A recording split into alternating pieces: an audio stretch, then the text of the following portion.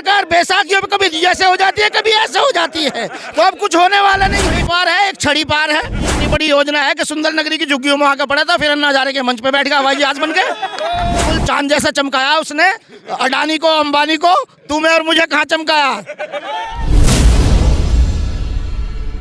कौन बोल रहा है कि कांग्रेस नजर नहीं आ रही है? ये इतना बड़ा जनसमूह जो दिखाई दे रहा है, ये सारी कांग्रेसी तो है।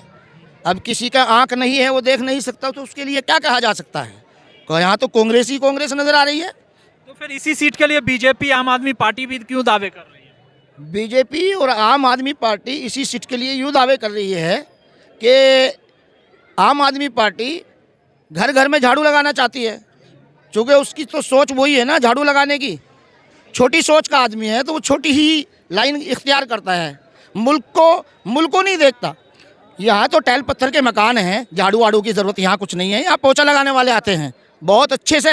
दिल्ली में अगर लोग आए हैं अभी झाड़ू लगाएंगे क्या? गाँव में तो झाड़ू लगाते थे, तो यहाँ कोई झाड़ू लगाने वाला नहीं है। यहाँ तो इन्होंने हाथ मजबूत कर रखा है, और इस बार तो हाथ बहुत मजबूत है, झाड़ू को तोड़ करके फेंक देगा। लेकिन बताते हैं कि दिल्ली को चमकाया, झाड़ू ही चमकाया है दिल्ली को। नहीं, दिल्ली झाड़ू से कभी कोई चमक सकता है? झाड़ू से चमक ही नहीं सकता, क्योंकि झाड़ू में वो ताकत ही नहीं है। हाथ इनके उनको को हटा सकता है, इसकी हम बात नहीं करते, लेकिन झाड़ू चमकाने के काम नहीं आती। झाड़ू जो है वो फेंकने के काम आती है।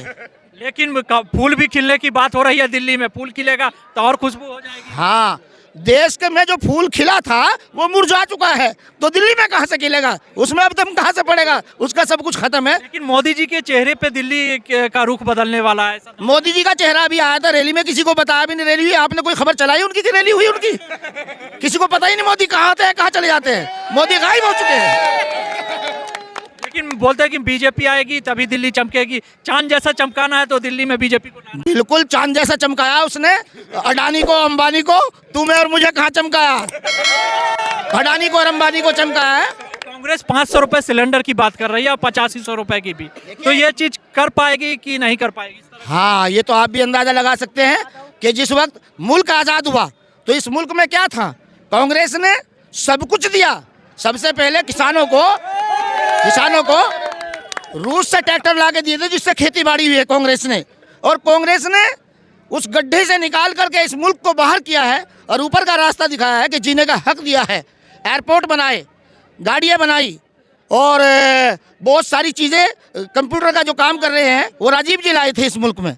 कांग्रेस ने क्या नहीं दिया? सब कुछ दिया। और दिल्ली को जो चमकाया है वो शीला जी ने चमकाया है, और मुस्तफाबाद को हसन अहमद ने चमकाया है। लेकिन बोल रहे हैं कि केजरीवाल तो बहुत काम कर रहे हैं, 60 साल से प्लस वाले के लिए बहुत कुछ योजनाएं ला चुके हैं। जी, इतनी बड़ी योजना है कि सुंदर नगरी की झुग्गियों में आकर पड़ा था, फिर अन्ना हजारे के मंच पे बैठ गया हवाई जहाज बन के। वहाँ आग लगवा दी थी इसने। एक लड़की को मरवा दिया था, लड़की के भाई को, उसके नाम पे जो है खड़ा हो गया। और फिर जो है अन्ना हजारे के मंच पे आया, कहने लगा वो लाएंगे 15-15 लाख खाते में, काला धन वापस लाएंगे। उस मिशन में शामिल हो गया और वहां से अंडे की तरह निकल गया, जैसे अंडे में से बच्चा, और दिल्ली पे कब्जा कर बैठा। अब ये सबको पता चल गया जेल जाके, जब केजरीवाल जेल गया पोल खुल गई। लेकिन काम 2 बार 3 बार बने, इस बार भी दावे ठोक रहे हैं कि हम ही सीएम बनेंगे। हाँ, बहुत से चोर ऐसे होते हैं कि एक घर में बार बार चोरी करते हैं, लेकिन हमेशा थोड़ा ही करते रहेंगे। इस बार नहीं होने वाली। कांग्रेस में कोई चेहरा नजर नहीं आ रहा अभी तक कि जो दावेदार हो दिल्ली को चलाने का। हाँ, अभी आप प्रियंका जी आ रही है, उनके चेहरे को देखिए, उनके चेहरे से ऐसे फूल खिलते हैं कि बहुत सारे चेहरे निकल पड़ेंगे जो दिल्ली के चीफ मिनिस्टर बनने के लिए तैयार हो जाएंगे। लेकिन एक तरफ रमेश बिधूरी ने भी बयान दिया था कि अब महिलाओं को लेकर वो कहीं ना कहीं दिल्ली के सीएम हो सकते हैं, ऐसा संजय सिंह भी दावा किए। हाँ, ऐसे गंदे आदमी अगर दिल्ली के सीएम होंगे तो दिल्ली का तख्ता पलट हो जाएगा, और दिल्ली तो दिल्ली देश का हो जाएगा, मोदी की कुर्सी भी गिर जाएगी रमेश बिधूरी जैसे इस मुल्क में चीफ मिनिस्टर के दावेदार होने लगे तो। लेकिन मोदी जी, अमित शाह जो दिल्ली में, योगी भी जी रैली में आए, तो कहीं ना कहीं दिल्ली को परख चुके हैं कि जनता का रुख किधर है। वो परखने वाले है ही नहीं, उनका हक ही नहीं। एक तड़ी पार है, एक छड़ी पार है। रहे मोदी जी वो तो बूढ़े हो चुके हैं, नजर कमाने लगा है उन्हें, वो फैसला नहीं कर पा रहे हैं कि दिल्ली में होना क्या है। लेकिन तीसरी बार चुने गए तो कहीं ना कहीं मोदी जी का चेहरा ही देखकर जनता रुख बदलेगी, जैसा जनता का कहना है। बिल्कुल बदलेगी। जो संविधान में बाबा भीमराव अंबेडकर की संविधान लिखने वालों की उसने अमित शाह ने तौहीन की है और उनको बेइज्जत किया है, अपमानित किया है, वो आज सबक दिल्ली की जनता देने जा रही है उनको, बीजेपी को, क्या उनको सबक देकर रहेगी। और कांग्रेस पार्टी ने जो इज्जत दी है और हिमायत की है, राहुल गांधी ने संविधान की लड़ाई लड़ी है, अपनी जान को हथेली पे लेके इन गुंडों के सामने जो आया है, तो उसके साथ जनता खड़ी है और दिल्ली में कांग्रेस की सरकार बनने। लेकिन बता रहे हैं कि पिछले टर्म में कांग्रेस नजर नहीं आई थी, पत्ता तक नजर नहीं आया था कांग्रेस का पिछले टर्म में। जो पिछले टर्म में लंगड़ी सरकार नहीं थी मोदी की, अब का सरकार बैसाखियों पे कभी ऐसे हो जाती है, कभी ऐसे हो जाती है, तो अब कुछ होने वाला नहीं है। पिछले सरकार मजबूत थी, अब का सरकार कमजोर है। लेकिन मोदी जी का तो देश विदेश में डंका बजता नाम होता है।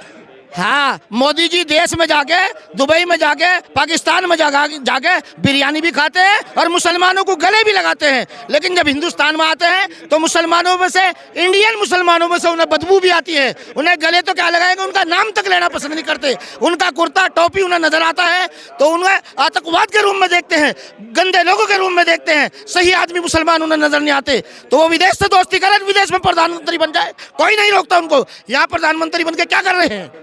काम तो किए, 5 केजी अनाज दे रहे हैं, जनता के साथ खड़े हैं, गरीबों के मसीहा हैं। वो तो गरीब आदमी है, झोला छाप आदमी है, चाय वाला है, उस पर अनाज कहाँ सा? अरे तेरा अनाज है, तुझी को दे रहा है, अपना नाम कमा रहा है। वो तो पहले भी मिलता था, अब भी मिल रहा है। लेकिन एक केजरीवाल घोषणा किए हैं कि युवाओं के लिए और उम्रदराज जो लोग हैं उनको भी और बिजली बिल माफ किया जाएगा 200 यूनिट, और कांग्रेस 300 यूनिट की बात कर रही है। तो क्या ये फ्री की रेवड़ी ही है? मेरी एक राय है, फ्री की रेवड़ी नहीं है। जगह जगह शौचालय बनाए हैं मोदी जी ने, आप शौचालय पे जाइए, शौचालय कैसे चल रहे हैं उनका इंटरव्यू लीजिए। और इसने डिस्पेंसरियाँ बनाई है, अस्पताल नहीं बनाए, डिस्पेंसरियाँ बनाई, उन डिस्पेंसरियों में केजरीवाल को पूछिए। कांग्रेस पार्टी ने हॉस्पिटल बनाए हैं जो दिल्ली में आज भी चमाचम चमक रहे हैं। ये शीला जी की देन है, ये कांग्रेस पार्टी की देन है कि कोई भी जाए, हिंदुस्तान का कोई आदमी हॉस्पिटल में इलाज करा। लेकिन केजरीवाल या और पार्टी के लोग बोल रहे हैं कि कांग्रेस तो लूटी है और जब से केजरीवाल आए हैं काम किया है। नहीं, काम क्या किया है केजरीवाल ने? मैं बता तो रहा, उसने महिला क्लिनिक बनाई है और इसने शौचालय बनाए हैं, 2 चीज बनी है, इसको कोई इनकार नहीं करने का। भाई रास्ते में जाते हैं पेशाब कर लेते हैं, मोदी जी की देन है।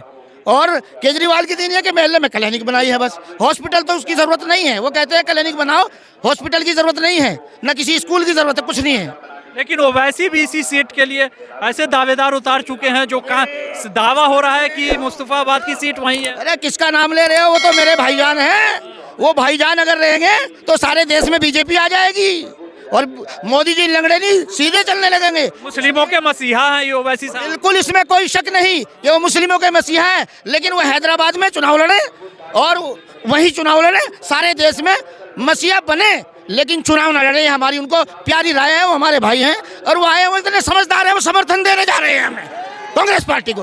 नहीं, दावा कर रहे हैं कि हम इस सीट ले जा रहे हैं। ओखला भी सीट पे नजर है उनकी, 2 सीट बोल रहे हैं कि ये मेरे हाथ में है। देखिए, वो बहुत समझदार है, वो बैरिस्टर है, समझदार आदमी है, बैरिस्टर है, वो जानते हैं। महाराष्ट्र में भी उन्होंने किया है और बिहार में भी उन्होंने किया है कुछ सीटों पर, और यूपी में भी किया है। वो चाहते हैं, वो देखते हैं उनकी सीट नहीं निकल रही है तो वह इस तरह से कह देते हैं, समर्थन कर देते हैं। यहाँ भी इंशाल्लाह वो ऐसे ही करने जा रहे हैं, कांग्रेस को जितवाने जा रहे हैं, कोई दिक्कत की बात। कांग्रेस की बात कही जाए तो पहले कांग्रेस थी, तो क्या क्या काम किया कांग्रेस ने ए से लेके जेड तक इस मुल्क में कोई काम नहीं है ऐसा जो छोड़ा हो, सारे काम किए हैं कांग्रेस ने। एयरपोर्ट भी बनवाया है, बसें भी दी है, कार में चलना सिखाया है,